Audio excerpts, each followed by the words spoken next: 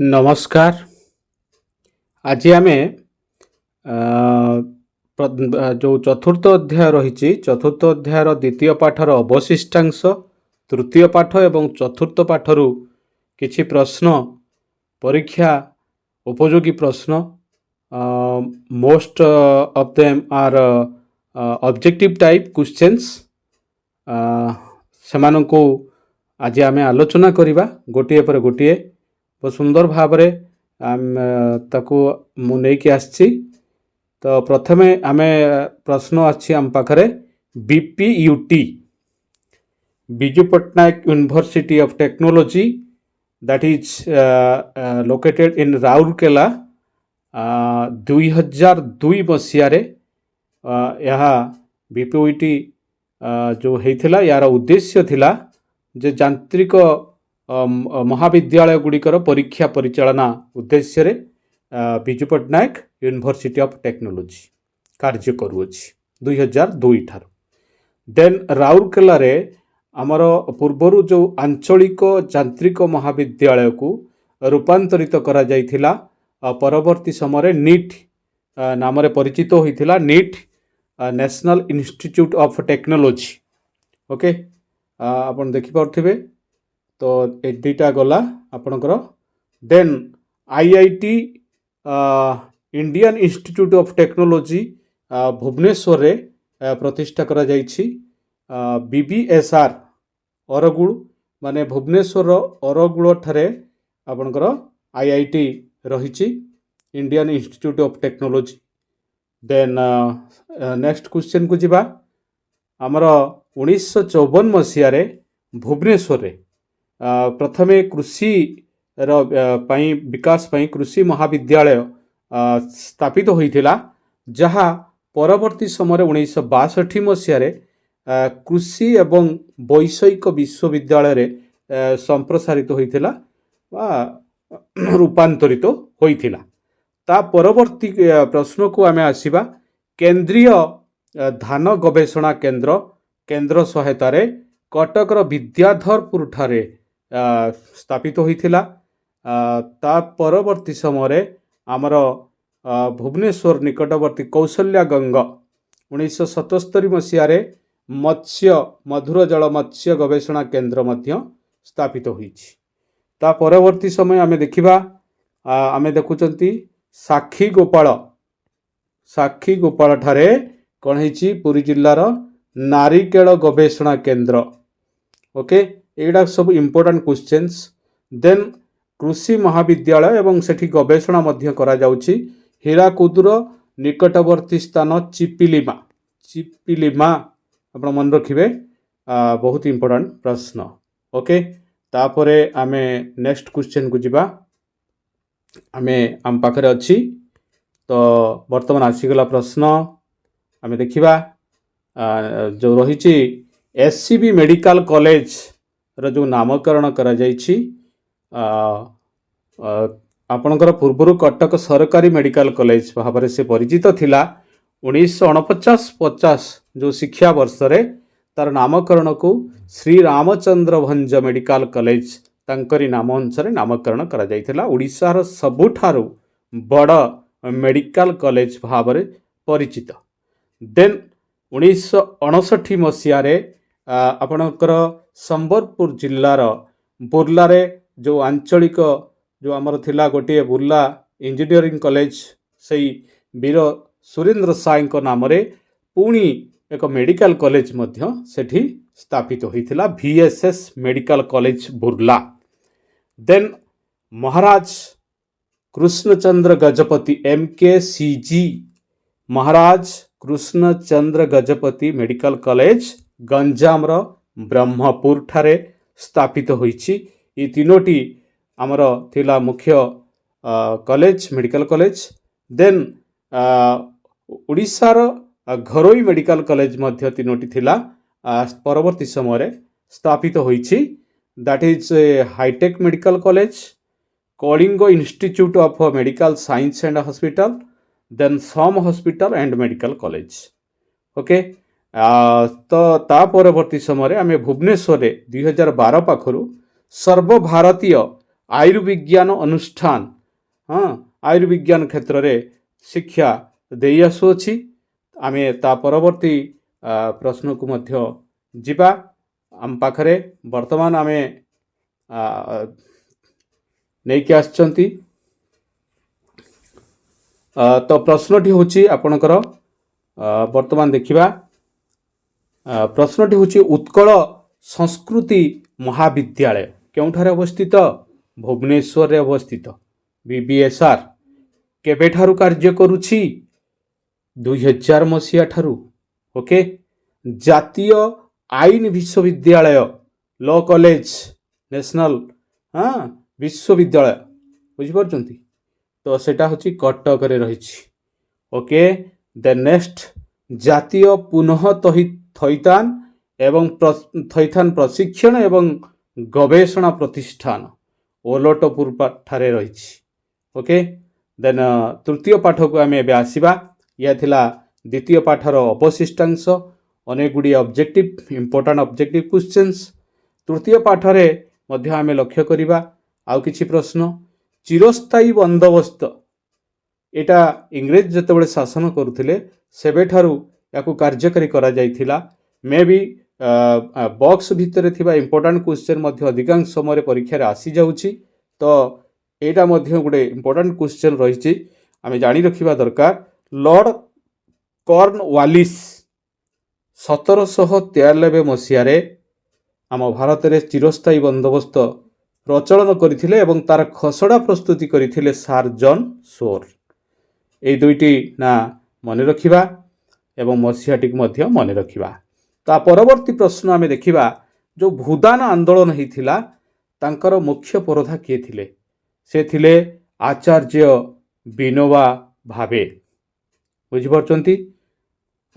तो विनोबा भावे तापरे आमे गति प्रथा विषय पूर्व विषय पढ़ी आमे 1948 मसीह उच्छेद होइथिला संपूर्ण रूप से हेई नथिला संपूर्ण रूप से 1976 मसीह गति प्रथा आईन माध्यम संपूर्ण लोप पाई जाइथिला। ता परवर्ती प्रश्न को आमे जिबा आम पाखरे वर्तमान प्रश्न तो रही राज्य समवाय बैंक सरकारी मूलधन रे प्रथमे गोटे समवाय बैंक स्थापित होइथिला 1948 मसीह। देन तकाभी ऋण एटा गोटे बढ़िया प्रश्नटे तकाभी कौन एटा गोटे ऋण ए कौन पाई दिया जाए ना विपर्यय समय फसल जदि नष्ट होउची कृषक मानकु ए ऋण दिया जाउथिला केतेकांश रे याकू मागणा बा रिहाती करा जाउथिला छाड़ करा जाउथिला हला कृषि को विकास करिया पाई हला कृषक मानकर स्वार्थ दृष्टि। देन आउ गोटे बढ़िया प्रश्न रही आमे याकू माने छाड़ी जीवा नहीं अधिक खाद्य शस्य उत्पादन कर ये गोटे योजना बुझिपारछंती। ये योजनाटी कौन पाई थिला ना पतित जमी जो रही पड़िया जमी सब रही चाष होउनथिला ताकू चाष उपयोगी करिबा बुझिपारछंती। ये योजना माध्यम रे सरकार चाहिथिले अधिक रु अधिक भूमि चाष उपयोगी हो उत्पादन अधिक आसु। देन परवर्ती प्रश्नटी आमे देखिबा जे टेस्ट रिलीफ बुझिपारछंती।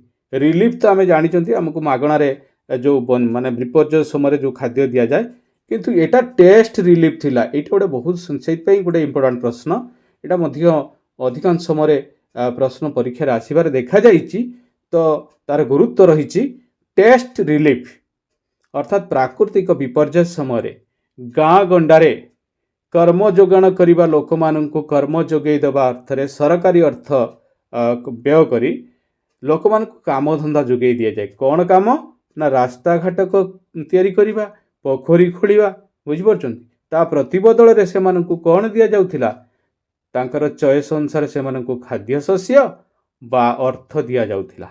ओके देन तार परवर्ती क्वेश्चन आमे जहाँ देखिले अच्छी हीराकुद नदीबंध ना आमे शुणीचे महानदी रे उपरे तैयारी होईची। हीराकुद नदीबंध 1948 मसीह तार निर्माण कार्य आरंभ होता 1956 रे शेष होता।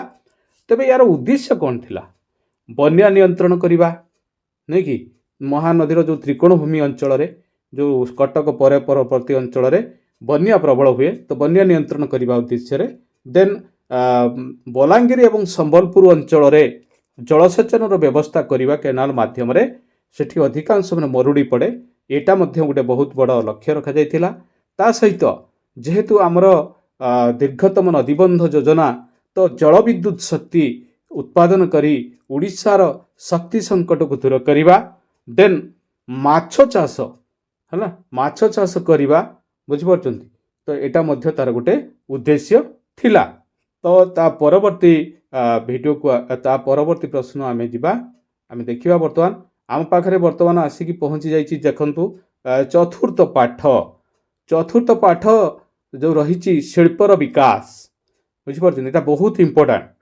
ଶିଳ୍ପର ବିକାଶ ଓଡ଼ିଶାର ଶିଳ୍ପ ବିକାଶରେ ପ୍ରତିବନ୍ଧକ କ'ଣ ଥିଲା ମୁଁ ଏଠି 6ଟି ପଏଣ୍ଟ କରିଛି ଆଉ ବହିରେ 5ଟି ଅଛି ମୁଁ ତାକୁ 2ଟି ପଏଣ୍ଟରେ ଭାଙ୍ଗି ଦେଇଛି ଆମେ ଦେଖିବା ଭିତ୍ତିଭୂମି ଭାରତର ଶିଳ୍ପପତି ନିଜସ୍ୱ ଶିଳ୍ପ ଉଦ୍ୟୋଗୀ ରେଳପଥ ପୋତାଶ୍ରୟ ପ୍ରଶିକ୍ଷିତ ମାନବ ସମ୍ବଳ ଅର୍ଥାତ୍ ମୁଁ କି ପଏଣ୍ଟ ଗୁଡ଼ିକ କି ଶବ୍ଦ ଗୁଡ଼ିକୁ ବାଛି ନେଇଛି ଭିତ୍ତିଭୂମି କହିଲେ ଓଡ଼ିଶାର ଯେଉଁ ଶିଳ୍ପ ବିକାଶ କରିବା ପାଇଁ ଆବଶ୍ୟକ ଭିତ୍ତିଭୂମିର ଅଭାବ ଥିଲା ଆଉ ଭାରତର ଶିଳ୍ପପତିମାନେ ଓଡ଼ିଶା ଆସିବାକୁ ଆଗ୍ରହ ପ୍ରକାଶ କରୁନଥିଲେ ତା ପରବର୍ତ୍ତୀ ପଏଣ୍ଟ ଦେଖନ୍ତୁ ଓଡ଼ିଶାର ନିଜର ଶିଳ୍ପ ଉଦ୍ୟୋଗୀର ଅଭାବ ଥିଲା ଆଉ ରେଳପଥ ଓଡ଼ିଶାର ଅନଗ୍ରସର ଥିଲା ଉନ୍ନତ ନଥିଲା ତା ସହିତ ପୋତାଶ୍ରୟର ମଧ୍ୟ ଅଭାବ ଥିଲା ଏବଂ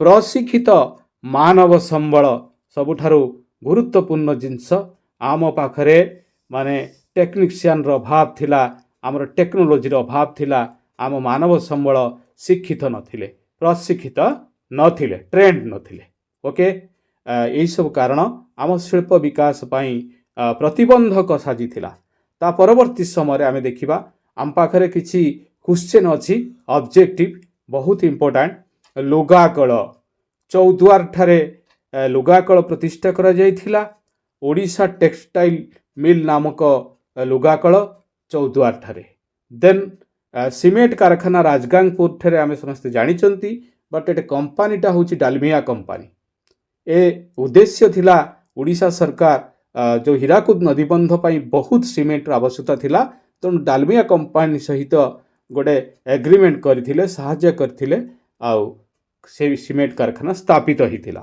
ପରବର୍ତ୍ତୀ ସମୟରେ ଆମେ ଯିବା ପାରାଦୀପ ବନ୍ଦର ପାଖକୁ ଯିବା ଭାରତବର୍ଷର 8ମ ବୃହତ୍ତମ ପାରାଦୀପ ବନ୍ଦର ବୁଝିପାରୁଛନ୍ତି 1966 ମସିହାରେ ଇଏ ଆମର କାର୍ଯ୍ୟକାରୀ ସମ୍ପୂର୍ଣ୍ଣ ରୂପରେ ହେଇଥିଲା ଯେଉଁଟା ୟାର ଫାଉଣ୍ଡର ଆମେ କହୁଛନ୍ତି ବା ଫାଦର ବିଜୁ ପଟ୍ଟନାୟକ ବୁଝୁଛନ୍ତି ତାପରେ ଏହା ସହିତ 1975 ମସିହାରେ ଏଠି ଏହାକୁ ରେଳ ସଂଯୋଗ କରାଯାଇଥିଲା ଆମେ ଜାଣିଛନ୍ତି ପାରାଦୀପ ବନ୍ଦରରୁ ସମ୍ପୂର୍ଣ୍ଣ ରୂପରେ ଆମର ଲୁହା ପଥର ରପ୍ତାନି ପାଇଁ ଉଦ୍ଦିଷ୍ଟ ଥିଲା ତାପରେ ଆମେ ଦେଖିବା ପଞ୍ଚପତିମାଳି କୋରାପୁଟ ଜିଲ୍ଲାର ଏଇଟା ମଧ୍ୟ ଜାଣି ରଖିବା ଦରକାର ଏଠି କ'ଣ ଅଛି ଏଠି ଅଛି ବକ୍ସାଇଟ୍ ଖଣି ଏଇଟା କ'ଣ ଏଇ ବକ୍ସାଇଟ୍ ଖଣିରୁ ଯେଉଁ ବକ୍ସାଇଟ୍ ମିଳେ ତାକୁ ବେସ୍ କରି ଆଧାର କରି 2ଟି ଆଲୁମିନିୟମ କମ୍ପାନୀ ଆମର ହେଇଛି ଗୋଟେ ଦାମନଯୋଡ଼ିରେ ଅଛି ଆଉ ଗୋଟେ ନାଲକୋ ବୁଝିପାରୁଛନ୍ତି ନ୍ୟାସନାଲ ଆଲୁମିନିୟମ କମ୍ପାନୀ ଏଇଟା ଦାମନଯୋଡ଼ିଟା ସେଇ କୋରାପୁଟରେ ଯାଉଛି ଆପଣଙ୍କର ନାଲକୋଟା ଅନୁଗୁଳରେ ସହରରେ ରହିଛି ତ ୟାର ହେଡ୍ ଅଫିସ୍ ରହିଛି ଭୁବନେଶ୍ୱରରେ ଏଇଟା ମଧ୍ୟ ମନେ ରଖିବେ ଓକେ ତା ପରବର୍ତ୍ତୀ ପ୍ରଶ୍ନ ଆମ ପାଖରେ କ'ଣ ଅଛି ଆମେ ଦେଖିନେବା ବର୍ତ୍ତମାନ ଆମେ ଦେଖିବା ବର୍ତ୍ତମାନ ଆମ ପାଖରେ ପ୍ରଶ୍ନ ଅଛି ଆମେ ଦେଖିଲେ ଯେ ସାର କାରଖାନା ତାଳଚେର ଠାରେ ଭାରତୀୟ ସାର ନିଗମ ଦ୍ୱାରା ଆମର ଭାରତୀୟ ସାର ନିଗମ ଆୟୋଗ ଦ୍ୱାରା ଆମର ଏଠି ହେଇଛି ପାରାଦୀପ ଠାରେ ମଧ୍ୟ ଆଉ ଗୋଟିଏ ସାର କାରଖାନା ପ୍ରତିଷ୍ଠା ହେଇଛି PPL ପାରାଦୀପ ଫସ୍ଫେଟ୍ସ ଲିମିଟେଡ୍ 1981 ମସିହାରେ ଏଇଟା 1971 ମସିହାରେ ବୁଝିପାରୁଛନ୍ତି ତାଳଚେରରେ 1971 1981ରେ ଆପଣଙ୍କର ପାରାଦୀପ 1981 पारादीप फॉस्फेट्स लिमिटेड बा पीपीएल देन मिग विमान इंजिन तैयारी कारखाना सुनाबेड़ारे सोभिएत रूसर सहायतार निर्मित होइछि। विरल मूर्तिका कारखाना वेरी इंपोर्टेंट क्वेश्चन गंजाम जिल्लार छत्रपुर 1978 मसीह प्रतिष्ठा होता क्या द्वारा भारतीय आणविक शक्ति आयोग द्वारा वेरी इंपोर्टेंट एवं या द्वारा यही आयोग द्वारा तालचेर ठारे आमर गोटे भारी जल प्रकल्प प्रतिष्ठा होइछि। आउ नेक्स्ट क्वेश्चन बड़माला ठारे गोटे गोला बारूद कारखाना प्रतिष्ठा करा जाई अछि। आउ यही चतुर्थ जो पाठ रही यार अवशिष्ट क्वेश्चन एवं पंचम पाठ को नहीं मो परवर्ती वीडियो रे आसीबी। रहुची जय जगन्नाथ।